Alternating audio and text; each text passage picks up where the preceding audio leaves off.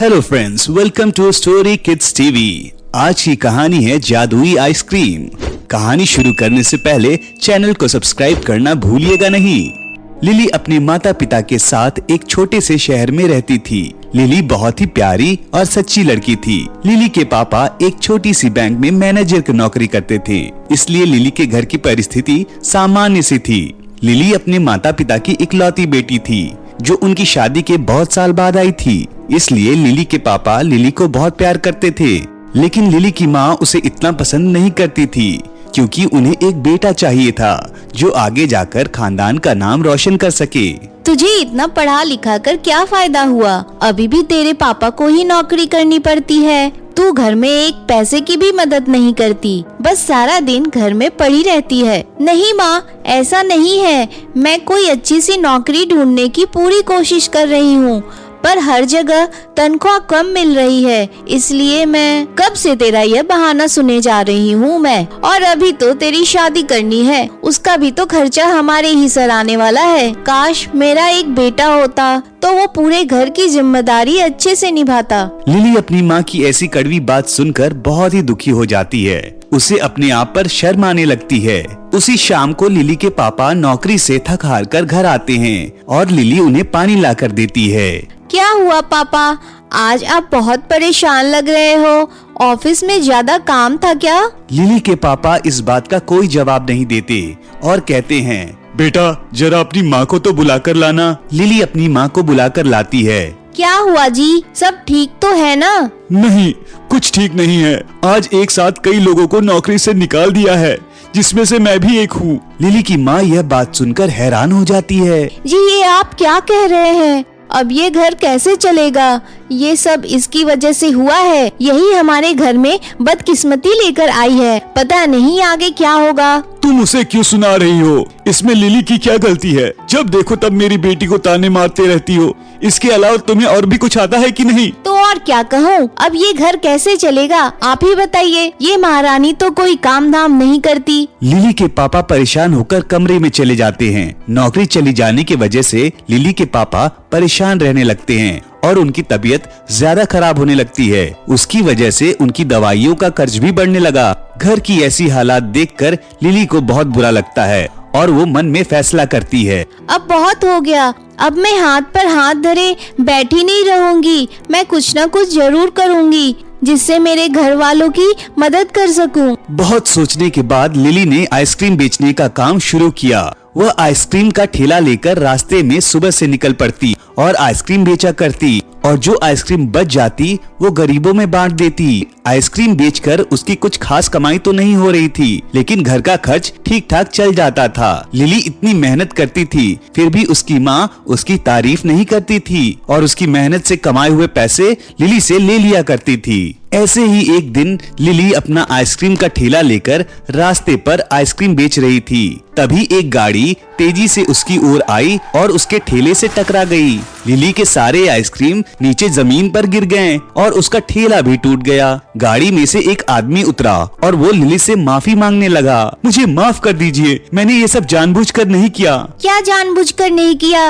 इतनी तेज गाड़ी चलाकर आ रहे थे, मेरा नुकसान कर दिया और ऊपर से कह रहे हो कि माफ कर दूं? जी मुझे जल्दी में कहीं जाना है। दरअसल मेरी कार में एक घायल आदमी है, जिसे अस्पताल पहुंचाना बहुत जरूरी है, इसलिए मैं तेज गाड़ी चला रहा था। मैं आपकी नुकसान की भरपाई तो नहीं कर सकता अभी, लेकिन ये कार्ड रखिए, आप इस पते पर चले जाइए, आपकी मुश्किल हल हो जाएगी। फिर से मैं माफी मांगता हूँ आपसे। इतना कहकर वो आदमी फट से अपने गाड़ी में बैठकर चला गया।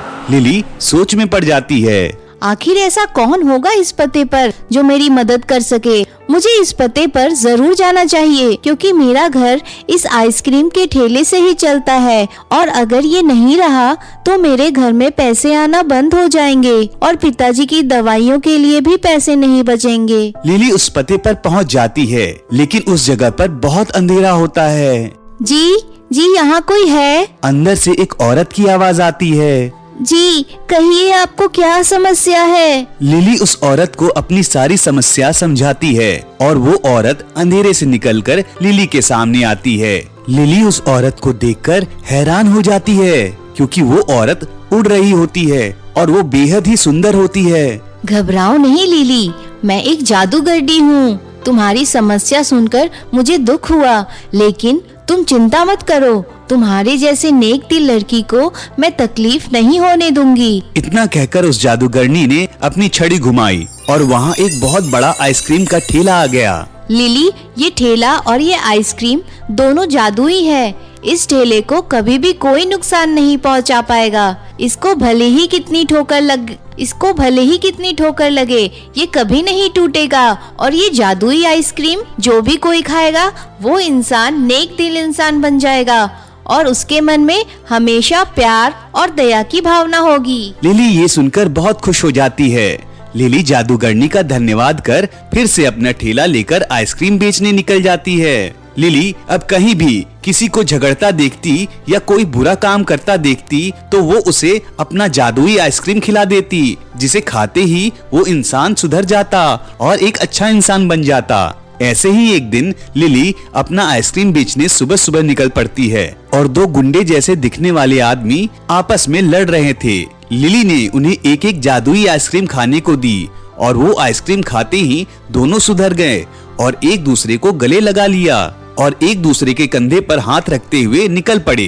वो दोनों आदमी एक झोपड़ी में पहुंच गए जहां एक बुरी जादूगरनी रहती थी। कहाँ गए थे तुम दोनों? कुछ काम के नहीं हो, जब देखो तब यहाँ वहाँ घूमते रहते हो।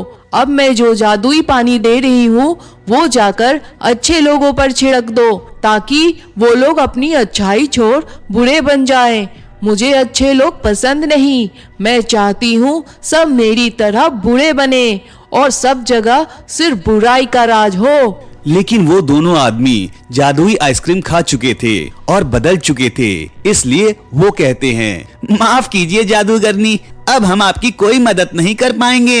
अब हमने ये बुराई का रास्ता छोड़ दिया है और अच्छाई का रास्ता अपना लिया है। हम यहाँ से जा रहे हैं अब। यह सुनकर बुरी जादूगरनी का गुस्सा फूट पड़ा। आखिरकार ऐसा कौन है जिसने इन दोनों को अच्छाई के रास्ते पर ला दिया? मुझे अच्छाई करने वाले लोग बिल्कुल पसंद नहीं, मुझे पता लगाना होगा। बुरी जादूगरनी अपनी शक्तियों का इस्तेमाल करती है और उसे पता चलता है कि लिली सबको ये जादुई आइसक्रीम खिला रही है, जिसके चलते लोग अच्छाई और प्यार का रास्ता अपना रहे हैं। इस लड़की का तो मुझे कुछ करना होगा। दूसरी रात बुरी जादूगरनी उड़कर लिली के घर पहुंच जाती है और जहां वो आइसक्रीम का ठेला रखा होता है वहां कुछ जादुई पानी छिड़कने की कोशिश करती है, लेकिन उस ठेले को कुछ नहीं होता।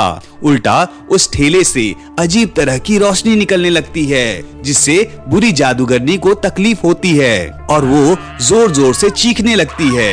इस आवाज को सुनकर लिली और उसके माँ पापा घर से बाहर आ जाते हैं और थोड़ी ही देर में वो बुरी जादूगरनी राख बन जाती है।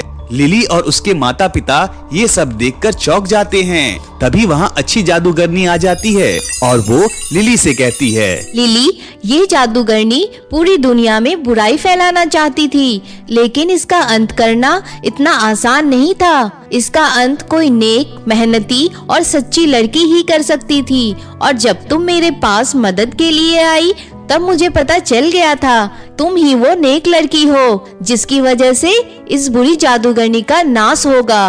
तुम्हारी सच्चाई ने मेरी बहुत मदद की है, इसलिए मेरे जादू से अब तुम्हारे पापा को एक अच्छी सी नौकरी मिलेगी, उनकी तबीयत भी ठीक हो जाएगी और तुम्हें भी अब ये आइसक्रीम बेचने की जरूरत नहीं है, तुम्हें भी एक अच्छी सी नौकरी मिल जाएगी। इतना कहकर वो अच्छी जादूगरनी वहाँ से गायब हो जाती है। लिली के पिता लिली के माँ से कहते हैं, देखा, जिस बेटी को तुम इतने सालों कोसती रही, उसकी अच्छाई और नेकी की वजह से हमारा नसीब चमक उठा है। मुझे और लिली दोनों को एक अच्छी नौकरी मिल गई है। क्या अच्छा हुआ जी, आपको और लिली को नौकरी तो करनी ही पड़ेगी ना। अगर वो जादूगरनी चाहती तो हमें अपने जादू से इतने पैसे दे सकती थी कि हमें उम्र भर काम न करना पड़ता। यह सुनकर लिली अपनी माँ को समझाती है, माँ, मेहनत के बिना इस जीवन में कुछ नहीं मिलता। मेहनत से आप अपने हर सपने को पूरा कर सकते हैं। हम पूरी जिंदगी जादूगरनी के जादू पर निर्भर नहीं रह सकते। हमें खुद भी मेहनत करनी होगी, क्योंकि जो मेहनत करता है उसकी मदद खुद ऊपर वाला करता है। क्यों लिली ने सच कहा ना दोस्तों? कहानी कैसी लगी कमेंट करके जरूर बताइएगा और चैनल को सब्सक्राइब करना भूलिएगा नहीं।